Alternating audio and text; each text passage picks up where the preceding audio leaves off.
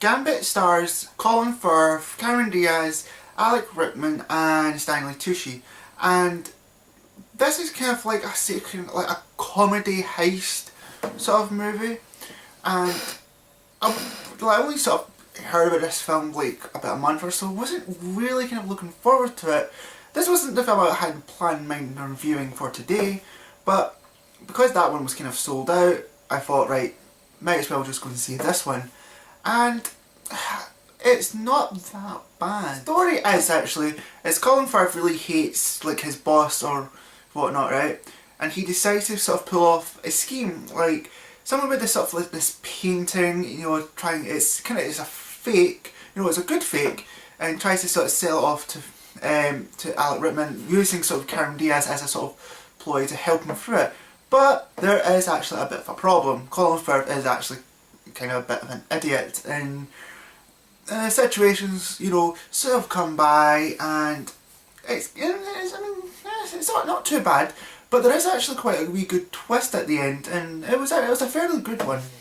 Now, I'd probably say that Colin Firth really is the one that really, you know, kind of steals the show for this. Like, I like the sort of the tone that he sort of portrays. You know, he's a desperate man. He's just trying to make, you know, a quick buck and whatnot, and he's trying to sort of con like his boss as well. So you understand he wants revenge, but he also wants money. You know, it's very good. Some of the humour he comes out with is interesting as well, and pretty cool.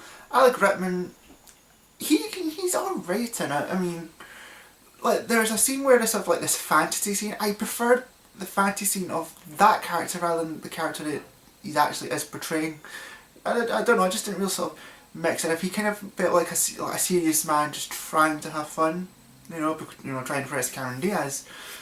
But the film is quite over the place. Nothing really kind of stands out. It plays too much of the what we call it, like, it plays itself too much in what either like Americans see other nations or states and that, and maybe you could say it's same with British as well.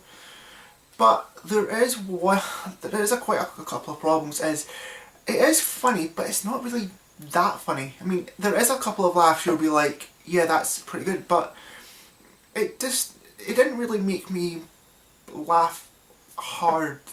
You know, I didn't really laugh my ass off or whatnot. The story is quite flat in some areas, and like I said, this wasn't my first choice in going to see it. I wasn't desperate to see it, and so it still has that sort of that feeling like this is probably good for as like a wee rental, or if it's on the telly, but you won't even pay that much attention to it. One problem I will say is Cameron Diaz. Yes, she is hot, but the thing is, it's the accent she pulls off in this film. It's so fake. I mean, really, it is so fake that you know it's fake.